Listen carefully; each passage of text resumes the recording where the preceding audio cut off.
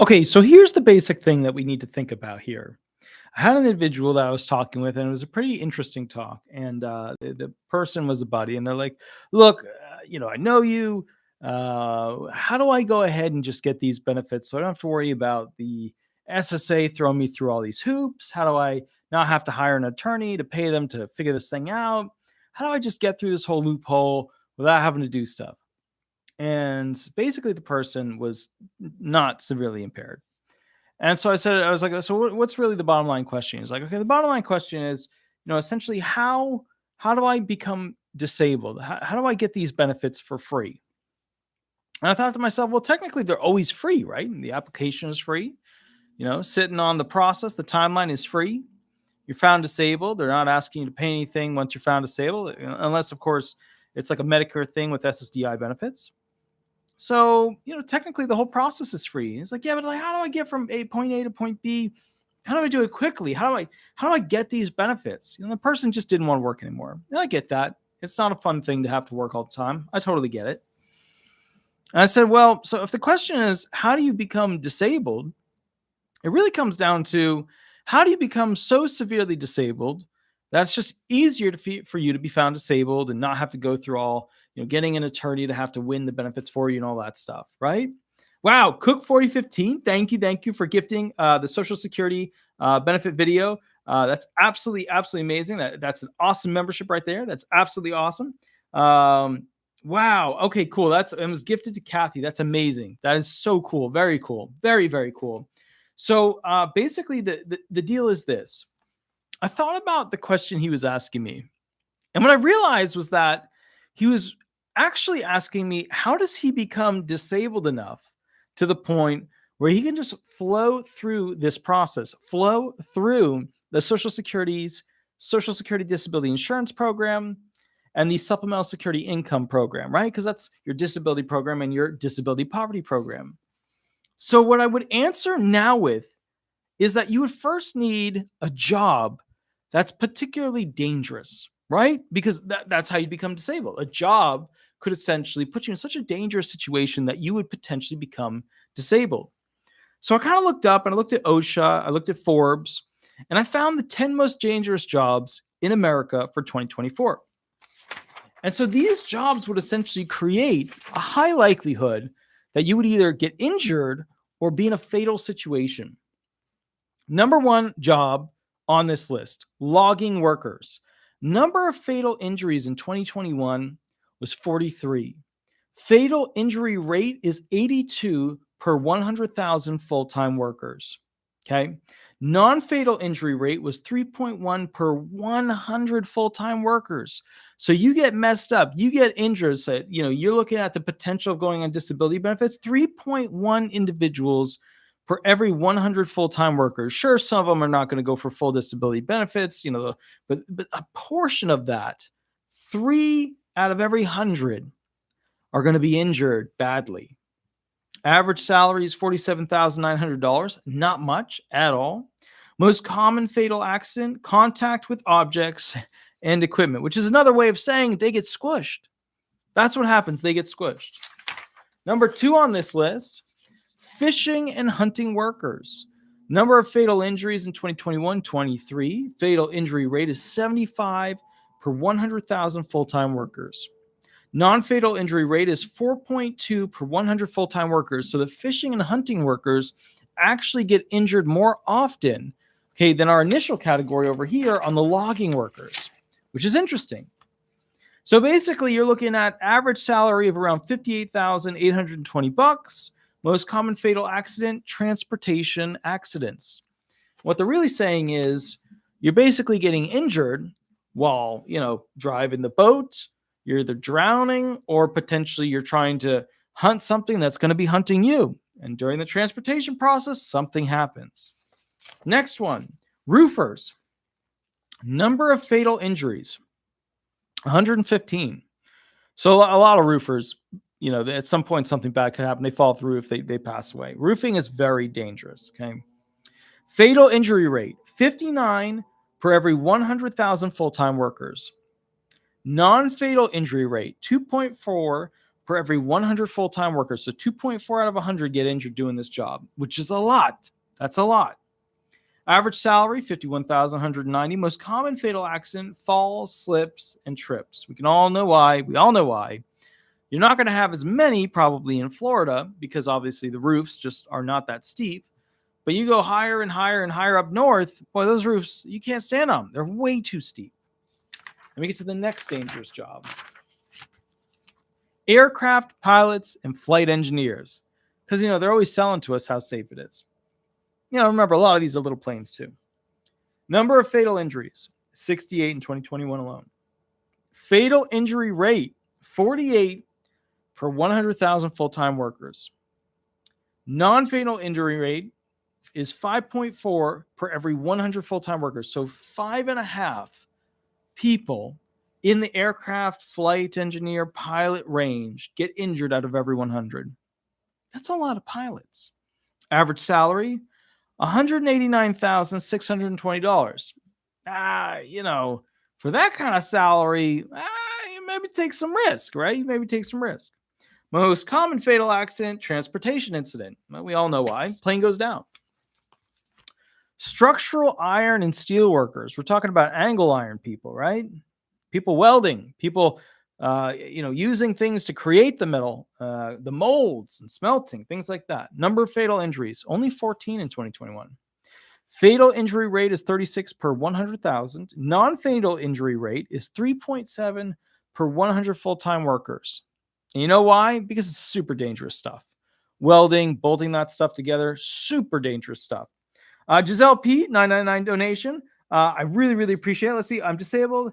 Am I allowed to have a carry concealed firearm? Yeah, in most instances you are. They got rid of the one rule that they were using for listing level criteria to restrict people. But yes, as a disabled person, and it depends on if there's any criminal background, stuff like that as an attachment. But for the most part, you can own and do a concealed carry for a firearm. Of course, it's best to go get a concealed carry instructor to kind of walk you through it.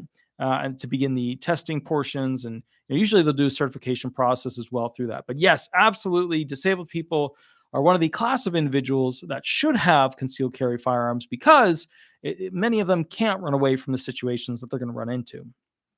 Now, when it comes to this, the average salary of a structural iron and steel worker is $64,800. Most common fatal accident are falls, slips, and trips. Obviously, you fall off the building, you're going to have a bad day. Absolutely. Next one, delivery and truck drivers, which I really didn't think that was such a dangerous job. I mean, sure, they get into accidents. Number of fatal injuries in 2021, 1,032. But let's call it like it is. There's a lot of them. Fatal injury rate, 29 per every 100,000. Non-fatal injury rate, 3.5 per 100 full-time workers, right? So that's not even counting the part-timers. Average salary is around $48,240, unless you work for UPS, and then you get like $110,000 to $140,000. Of course, unless you're one of those thousands upon thousands upon thousands who's about to get fired. Cool. Most common fatal accident, transportation incidents. Number 7, refuse and recyclable material collectors, garbage collectors. Number of fatal injuries in 2021, 23. Fatal injury rate, 28 per 100,000. Non-fatal injury rate, 3 per every 100 people. Full-time workers doing it. Average salaries, $45,560. Obviously, transportation incidents are caused by that. Next one, underground mining machine operators. Number of fatal injuries in 2021 are 10. Fatal injury rate, 27 per 100,000. Non-fatal injury rate, 2 per every 100 full-time workers. Average salary, $59,340. And then, of course, what the miners get in trouble with is contact with objects and equipment, right? So something falls on them, not a good deal. Piece of machinery spits something out of them, not a good deal. Lisa Marie, $2 donation, absolutely. Does DDS send the pain form or can we send ourselves?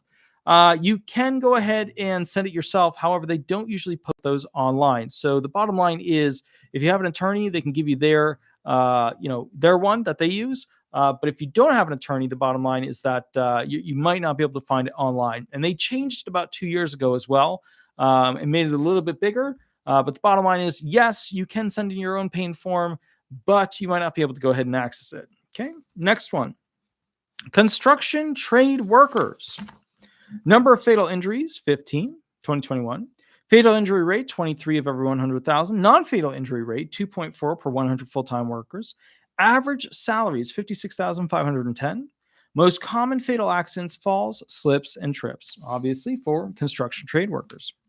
Number 10, the final one. All right, so here's the final one. Electrical power line installers and repairs.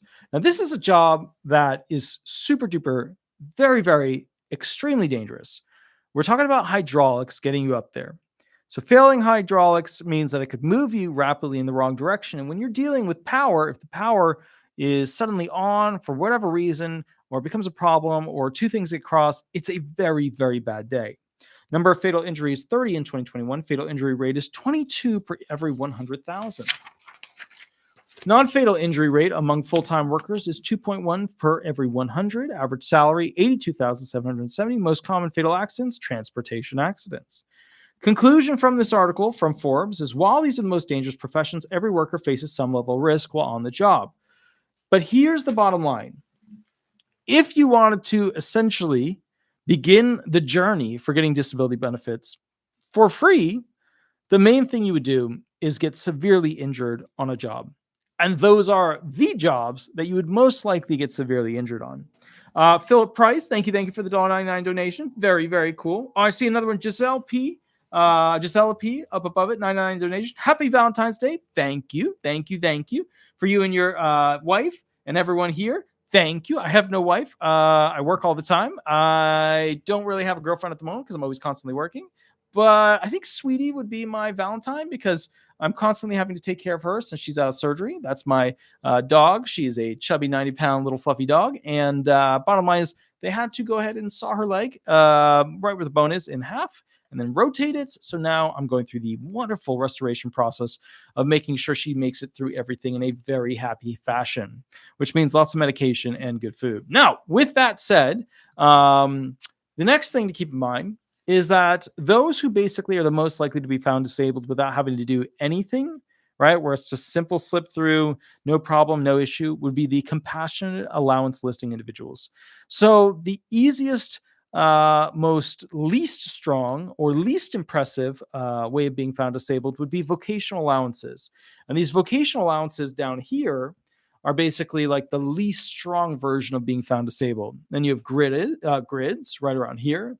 And then you have listings. And then the strongest of all of them up here are the compassion allowance listings. So if you became severely impaired enough as a result of these jobs, which you're likely to get injured at, to fall within a compassion allowance listing, or you contract something as a result of these jobs, then in that instance, you very, very, very would likely be able to slide easily through the Social Security disability process. However, there is a problem right now. And that problem, just so you know, is that unfortunately they're operating with around 60,000 people on staff, and they need about 95,000 people of staff. So they're operating around 30 to 35,000 people below what they'd actually need to run the Social Security Administration properly. So as a result of that, nobody's really getting a hyper, super duper expedited claim anymore. And I'm going to tell you a secret, a little bottom line here. A lot of the attorneys are not bitching about this because attorneys get paid the longer you have to wait to be found disabled. So the more they get paid, they will get paid more the longer you have to wait. The kicker with that, okay, is that because the wait times are atrocious and there's not enough employees, basically the wait times are far, far worse. Now, normally if there's a wait time, it's because there's some issue. That's how it was back in the day, right? If there was a longer wait time, it's because a medical facility didn't send in records or something had to be answered legally, or there was some circuit court or Supreme Court decision that was coming out that might change the whole thing, or it was one of those things where we couldn't find the claimant, or some form needed to be resubmitted, or there was some issue with, basically some question of law or question of facts that was coming up in the record that we needed an extra couple of weeks to potentially a month to work out. There was a reason back in the day for things to take slow, this slow road to basically being found disabled. Gisela P, thank you for the $4.99 donation. That's absolutely awesome. For Sweetie, very cool, very, very cool. Sweetie is literally in the whatchamacallit, the little setup cage thingy that I put up. It's nice. It's got a big barker in it, big bed for her and everything. It's got special pads down for her to walk on. It's got a little ceiling roof to it to keep the light out, all that stuff. And it's got sometimes open, sometimes not open, like curtainy kind of things. I went all out for her because, I want to make sure she was happy because, when you have your leg bone cut in half, it's miserable process. Shirley, thank you for the $1 donation. That's absolutely awesome. Very, very cool. Excellent. So with that said, I see an Ursula. Oh, howdy, Ursula. Very cool. I see Slatherings. Very awesome. Anna Hempel. Very cool to see you there. Very good. So with that said, I see Sewing Machines Unlimited. I used to sew a lot. A lot of people don't know that about me. I used to sew a lot. I have a serger, sewing machine, embroidery machine, all that jazz. I used to sew a lot. And that's because I didn't want to pay for really expensive clothing that the lawyers would have to wear. You spend like $5 to $10 per suit on like a really nice suit. So I'd buy the used ones on eBay and then I would sew them to fit me. There's a little thing you should know about it. Diana Fernandez, thank you for the 99-cent donation. That's absolutely awesome. Very, very cool. Very awesome. So the next thing you have to understand with this whole situation is that if you were to fit into essentially the compassion allowance listing, which is the most likely to be found disabled, you would go through pretty quickly. You could even be found disabled just at the initial filing here or at the local field office, because there are some types of claims where they can just put them through, right? Medical evidence comes in, straightforward, boom, good to go. They can just put them through. But because they have so few employees, they're making most of the stuff just go through the regular DDS process. Now, with that said, if you were to go ahead and submit, essentially an I-2-1-40 brief with a terminal or potentially a compassion allowance listing notification, you could get that claim sped up. It's just not going to be as fast as it used to be. The fastest I've ever done was 2 days approval. Second fastest I've ever done was 2 weeks approval. Now, it just doesn't work like that anymore. They just don't have enough employees to actually process this stuff, to grab the claim, work the claim, and finish it up on the spot. With that said, another thing to keep in mind when it comes to doing this whole process for free is that disability attorneys, if you hire one, right, a lot of them will go ahead and not get paid any back pay for the month that you filed for another 5 months, because there's no back pay for the first month for SSDI benefits where you file, and 5 months go by and there's still no back pay benefits, and the month you file. So 6 total months, 5 at the beginning, 1 at the end, don't count for back pay. But here's the thing. Most disability attorneys that do this for a living, they got smart about that because they were working and not getting paid, and that doesn't work. So what happened was everybody put in a provision where basically they get paid some amount from the claimant if there's no back pay available, which is usually $1,800. It's going to be going up though.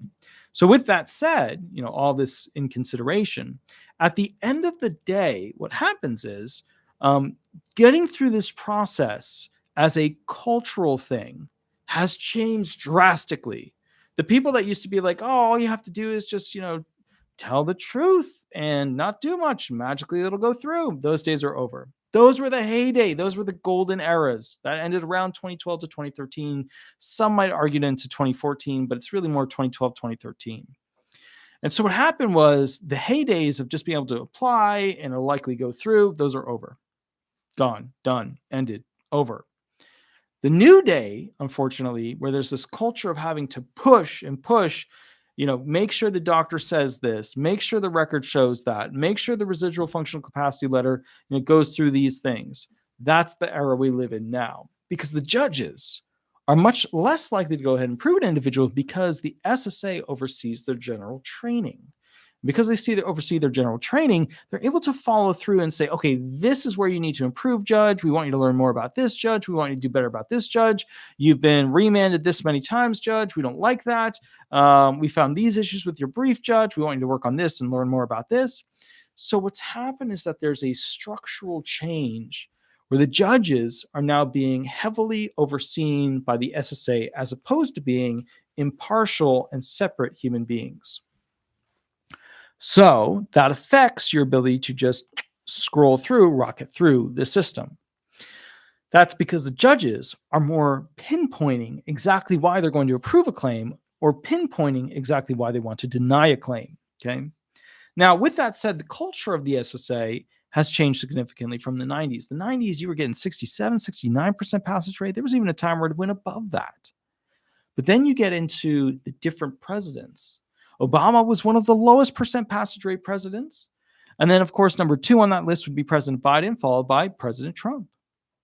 And what's interesting about that is that we're looking at basically somewhere between the 40s to the 45 percentile on approvals for disability benefits.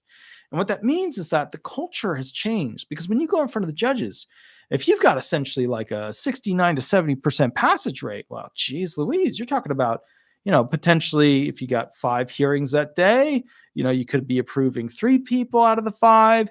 The next day comes, you might be approving 4 people. Next day comes, you're back down to 3 people. The math supports a higher amount of people getting approved during those hearing days. But you look at the current system at around 41 to 43% passage rate, you're basically talking about 2 people.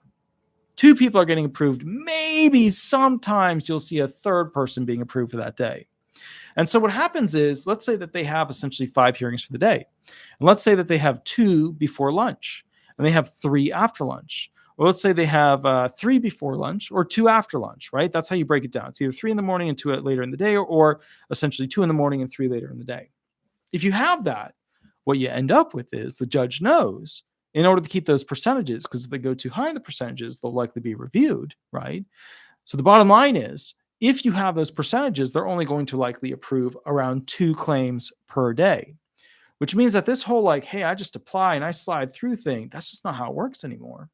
So what you have is essentially a judge that's sitting there and they look through all the claims, right, for their day. Okay, so they know this one's a wounded veteran, right here, injured, boom, okay, got it. This one's an amputee. This one's got a cough. This one's got a sneeze. And that one's got fibromyalgia. Which are the ones that the judge is likely to approve for that day, right?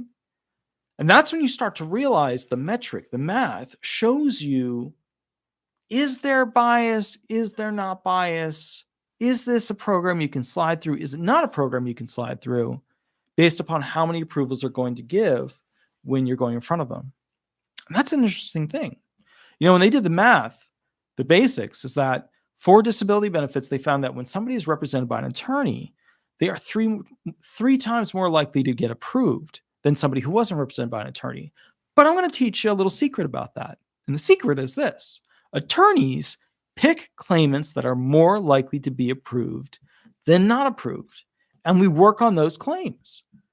Why don't we take the really tough ones?